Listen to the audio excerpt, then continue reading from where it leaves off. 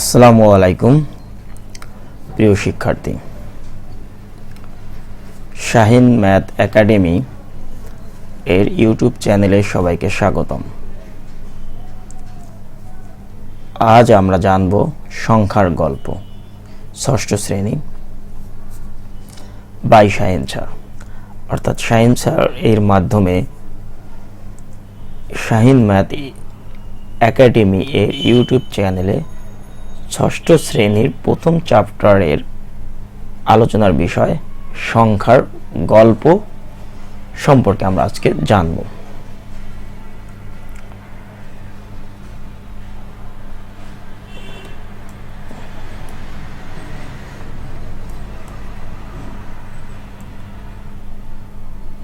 স্বাগতম আমার প্রিয় স্টুডেন্টস।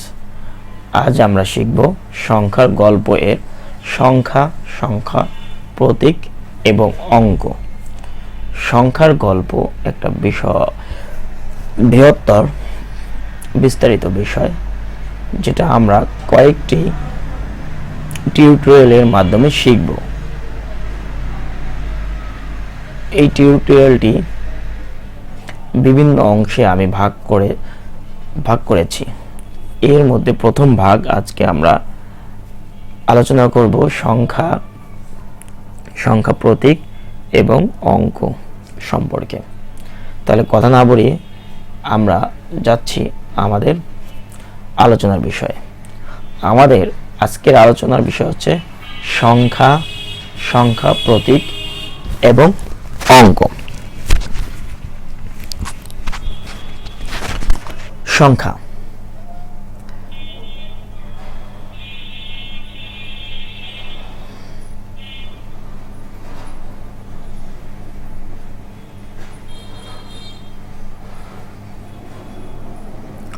সংখ্যা হলো পরিমাপের একটি বিমূর্ত ধারণা। কি বলছে সংখ্যা কি? সংখ্যা হলো পরিমাপের একটি বিমূর্ত ধারণা। মানে কি? মানে হচ্ছে পরিমাপ। আসলে বিমূর্ত ধারণা তাকে পরিমাপ বুঝতে হবে। পরিমাপ বলতে আমরা আসলে কি বুঝি? আমি যদি আমার বাস্তব জীবনে যাই, যেমন আমরা প্রতিদিন আমাদের সংসারে বা খাবার দাবার জন্য প্রয়োজনীয় যে বাজার করি, যেমন আমরা মাছ কিনি, শাক সবজি কিনি, চাল ডাল, ডিম ইত্যাদি আমরা ক্রয় করে থাকি। এখানে যদি আমি বলি 1 কেজি চাল, 1 হালি ডিম, 1 ডজন ডিম, 1 লিটার তেল, 5 লিটার তেল, 10 কেজি আলু, 1 মণ চাল ইত্যাদি। এই যে কত কথা আমরা বললাম, কয়েকটি বললাম, 1 KG, 2 KG, 5 KG, 1 litre, 2 litre, 5 litre, 100 গ্রাম, 200 গ্রাম।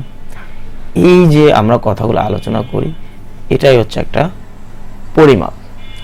এই যে 1 কেজি বা 1 লিটার, 2 কেজি বা 2 লিটার বা 100 গ্রাম, এই যে 100, 1, 2, 3, এই যে আমরা কতগুলো কথা বলেছি, ওয়ার্ড ইউজ করেছি, এটাই হচ্ছে সংখ্যা। আর এই যে আমরা কেজি, গ্রাম বা লিটার শব্দটা ইউজ করেছি, এটা হচ্ছে একটা একক, পরিমাপের একক। এই যে 1 এবং এই একক মিলে হচ্ছে একটা পরিমাপ। এই পরিমাপটা করতে গেলেই আমাদের একটা সংখ্যা প্রয়োজন হয়, একটা একক প্রয়োজন হয়। এটাই হচ্ছে একটি পরিমাপ। অর্থাৎ আমরা কোনো কিছু পরিমাপ করতে গেলেই আমরা সংখ্যার প্রয়োজন হয়, তা না হলে আমরা এটা সঠিক হিসাব বুঝে পাবো না। এটাই হচ্ছে একটা পরিমাপের একটা বিমূর্ত ধারণা, এটা একটা ধারণা। এই পরিমাপ করতে গেলেই, অর্থাৎ আমাদের দৈনন্দিন জীবন পরিচালনা করতে গেলেই আমাদের প্রয়োজনীয় সব কিছুই, যেমন আমরা কাপড়ের হিসাব করি গজ ইত্যাদি, আমরা যে জুতা ইউজ করি সেটাকে জোড়া হিসাব করি ইত্যাদি। এই যে আলাপ আলোচনা করতে গেলে আমাদের কিসের প্রয়োজন হয়? সংখ্যার প্রয়োজন হয়।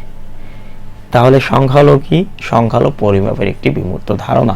আর আমাদের বাস্তব জীবনের সংখ্যাটা আমরা বুঝতে পেরেছি। সংখ্যার প্রকৃত উদাহরণগুলো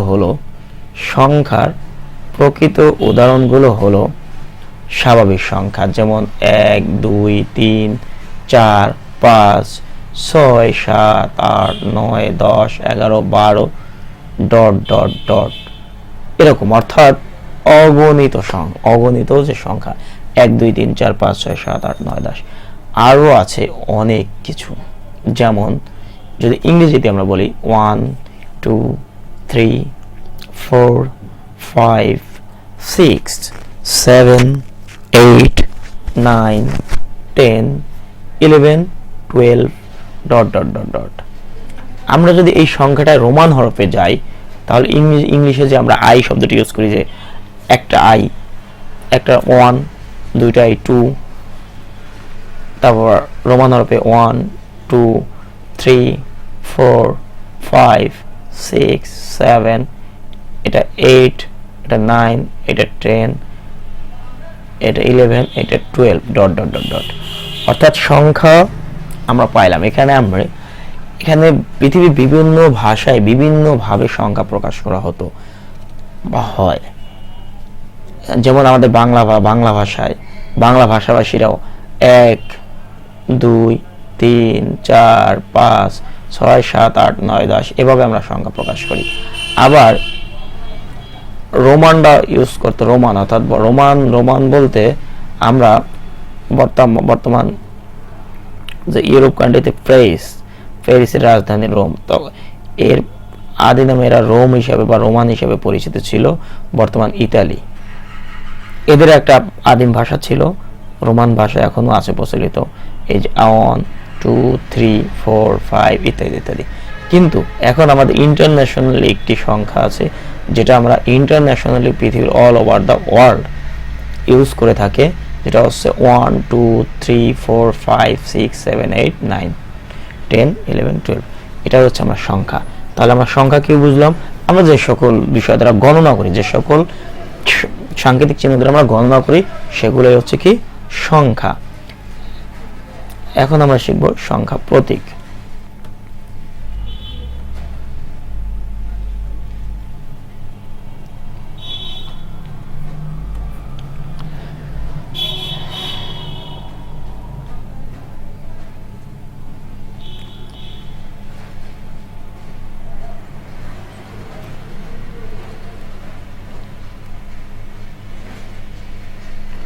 সংখ্যা প্রতীক কি? সংখ্যা প্রতীক, এবার শিখবো আমরা সংখ্যা শিখছি। সংখ্যা প্রতীক কি? এই যে আমরা বিভিন্ন কাজে, আমার দৈনন্দিন কাজে, হিসাব নিকাশের ক্ষেত্রে যে সংখ্যা বলি বা ব্যবহার করি বা মুখে উচ্চারণ করি, এই মুখে উচ্চারণকৃত সংখ্যাগুলোকে একটা লিখিত রূপ দেওয়ার জন্য বিভিন্ন প্রতীক বা চিহ্ন ব্যবহার করা হয়। এই চিহ্নকে বলা হয় সংখ্যা প্রতীক, অর্থাৎ সংখ্যা প্রকাশ করার জন্য ব্যবহৃত সাংকেতিক চিহ্নগুলোকে সংখ্যা প্রতীক বলা হয়। অর্থাৎ সংখ্যা প্রকাশ করার জন্য যে সকল আমরা চিহ্ন, আকার, আকৃতি ব্যবহার করব, বা তাকে বলা হবে সংখ্যা প্রতীক। অর্থাৎ সংখ্যা ব্যবহার করার জন্য ব্যবহৃত চিহ্ন হচ্ছে সংখ্যা প্রতীক। যেমন 1 2 3 4 5 6 7 8 9 10 11 12 ইত্যাদি। যেমন 1, যেমন এটা হচ্ছে আমাদের বাংলা ভাষার সংখ্যা প্রতীক, এটা হচ্ছে ইংরেজি ভাষার সংখ্যা প্রতীক 1 2 3 4 5 6 7 8 9 10 11 12 ইত্যাদি ইত্যাদি। রোমান হরফের সংখ্যা প্রতীক 1 2 3 ইত্যাদি ইত্যাদি ইত্যাদি। তাহলে সংখ্যা কাকে বলে? সংখ্যা হচ্ছে আমরা গণনার কাজে যে সকল সাংকেতিক চিহ্ন ব্যবহার করা হয় তাদের সংখ্যা। আর এই যে সাংকেতিক চিহ্নগুলো, এই চিহ্নগুলো হচ্ছে কি? সংখ্যা প্রতীক। তাহলে আমরা শিখলাম সংখ্যা, শিখলাম সংখ্যা প্রতীক, শিখলাম। এখন আমরা কি শিখব? অঙ্ক।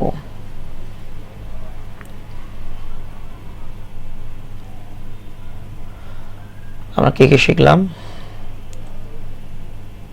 সংখ্যা শিখছি, সংখ্যা প্রতীক শিখছি, এখন হচ্ছে অঙ্ক। অঙ্ক হলো সংখ্যা প্রকাশ করার জন্য ব্যবহৃত মৌলিক সাংকেতিক চিহ্ন। এখানে সাংকেতিক চিহ্ন সংখ্যা প্রতীক হচ্ছে সংখ্যা প্রকাশ করার জন্য যে সকল সাংকেতিক চিহ্ন ব্যবহার করা হয় তাদের মধ্যে সংখ্যা প্রতীক বলে। এদের মধ্যে কিছু সাংকেতিক চিহ্ন আছে মৌলিক অর্থাৎ মূল, অর্থাৎ ওই সাংকেতিক চিহ্ন দ্বারা সমস্ত সংখ্যা প্রকাশ করা হয়। যেমন বাংলা অর্থাৎ যে সকল সাংকেতিক চিহ্নের সাহায্যে সকল সংখ্যা প্রকাশ করা হয় তাদেরকে অঙ্ক বলা হয়। তাহলে অঙ্ক কাকে বলে? অঙ্ক হলো সংখ্যা প্রকাশ করার জন্য ব্যবহৃত মৌলিক সাংকেতিক চিহ্ন, অর্থাৎ যে সকল সাংকেতিক চিহ্নের সাহায্যে সকল সংখ্যা প্রকাশ করা হয় তাদেরকে অঙ্ক বলা হয়। যেমন 0, 1, 2, 3, 4, 5, 6, 7, 8, 9 ইত্যাদি। আরো আছে অনেক কিছু, যেমন 0, 1, 2, 3, 4, 5, 6, 7, 8, 9। নোট, এখানে শূন্যকে অভাব জ্ঞাপক অঙ্ক এবং 1, 2, 3, 4, 5, 6, 7, 8, 9, 10কে সার্থক অঙ্ক বলা হয়। এখানে অঙ্ক আবার দুই প্রকারে বলা হয়েছে, একটা হচ্ছে সার্থক অঙ্ক আর একটা হচ্ছে অভাব জ্ঞাপক অঙ্ক। এখানে অঙ্ক হচ্ছে কয়টি, তার মানে কি 0 থেকে 9 পর্যন্ত অঙ্ক, 0 থেকে 0 থেকে 9 পর্যন্ত অঙ্ক, অর্থাৎ অঙ্ক কয়টি? 10টি। অঙ্ক কয়টি? 10টি। কয়টি অঙ্ক? কয়টি? 10টি। এই 10টি অঙ্কের মধ্যে একটা হচ্ছে অভাব জ্ঞাপক অঙ্ক। এই অভাব জ্ঞাপক অঙ্ক কোনটা? 0। আর বাকি যে 9টি আছে 1 থেকে 9 পর্যন্ত এটা হচ্ছে সার্থক অঙ্ক। সার্থক অঙ্ক আর অভাব জ্ঞাপক অঙ্ক কাকে বলে? শূন্যকে কেন অভাব জ্ঞাপক অঙ্ক বলা হয়? এখানে দেখা যাবে শূন্য ব্যতীত বাকি সকল অঙ্কের স্থানীয় মান রয়েছে, কিন্তু শূন্যর নিজস্ব কোনো মান নেই, এই কারণে একে অভাব জ্ঞাপক অঙ্ক বলা হয়। এই সম্পর্কে বিস্তারিত আরেকটি টিউটোরিয়াল দিব, শূন্যকে কেন অভাব জ্ঞাপক এবং 1 থেকে 9 পর্যন্ত অঙ্কগুলোকে কেন সার্থক অঙ্ক বলা হয়, এ বিষয়ে আমরা পরবর্তীতে একটা ভিডিও দিয়ে দেবো ইনশাআল্লাহ। এবার আছে নোট 2, সকল অঙ্কই সংখ্যা কিন্তু সকল সংখ্যা অঙ্ক নয়।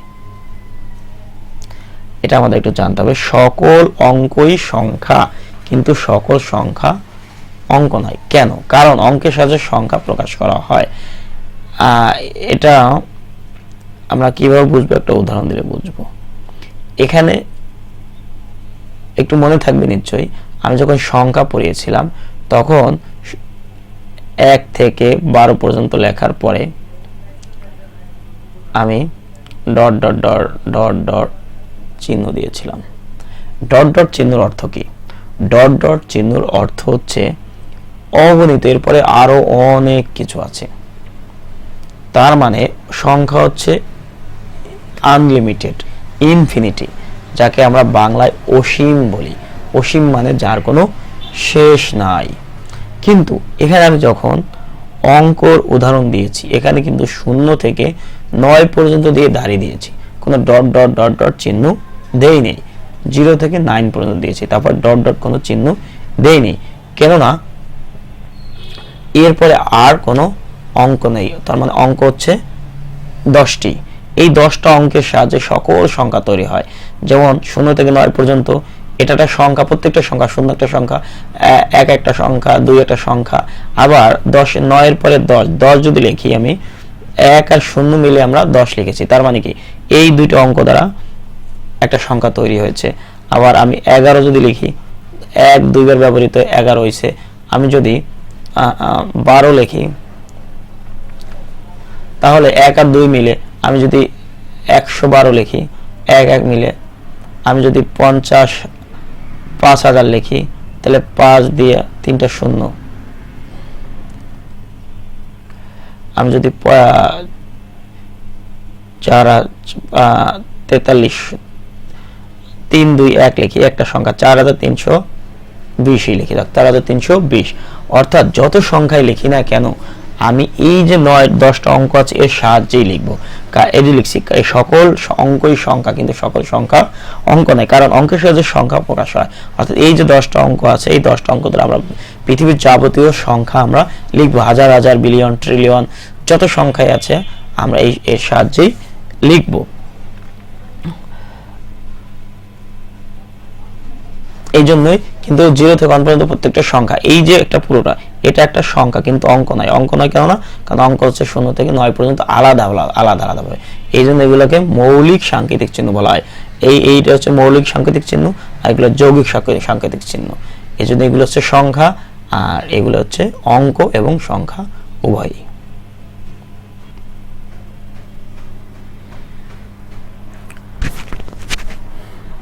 আচ্ছা, এখন দেখবো এক নজরে সংখ্যা, সংখ্যা প্রতীক, অঙ্ক। এক নজরে কি? আর সংখ্যা, সংখ্যা প্রতীক, অঙ্ক। সংখ্যা হচ্ছে কি 1 2 3 4 5 6 7 8 9 10 11 255 555 345 0 1 1 2 3 4 5 6 ইত্যাদি ইত্যাদি ইত্যাদি। এই যে মান সংখ্যায় দিলাম, এটা আমাদের দেশীয় পদ্ধতি, এটা ইংলিশ এবং ইন্টারন্যাশনাল পদ্ধতি, এটা রোমান পদ্ধতি। একইভাবে সংখ্যা প্রতীক হচ্ছে সংখ্যা, অর্থাৎ সংখ্যা প্রকাশ, সংখ্যার যাবতীয় সংখ্যাই সংখ্যা প্রতীক। অঙ্ক এবং সংখ্যা মিলে সবই সংখ্যা প্রতীক। আর অঙ্ক হচ্ছে কি 0 থেকে 10 পর্যন্ত, এটা আমাদের দেশে 0 থেকে 9 পর্যন্ত 10টি, 0 থেকে 9 পর্যন্ত 10টি। এই যে 1 থেকে রোমান সংখ্যা 9 পর্যন্ত 10টি।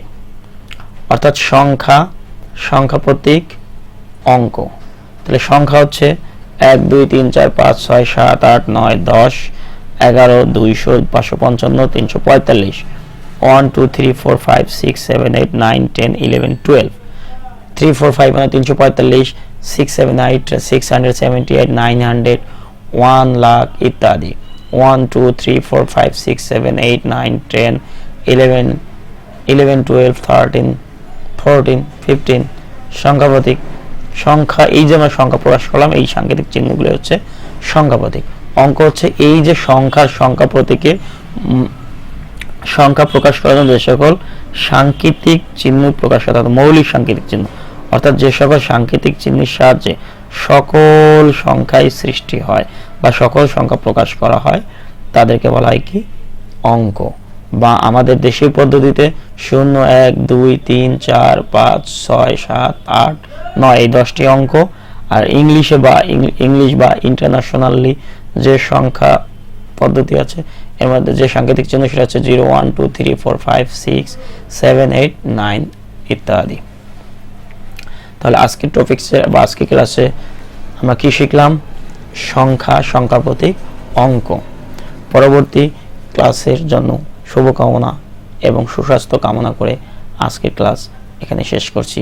ধন্যবাদ সবাইকে।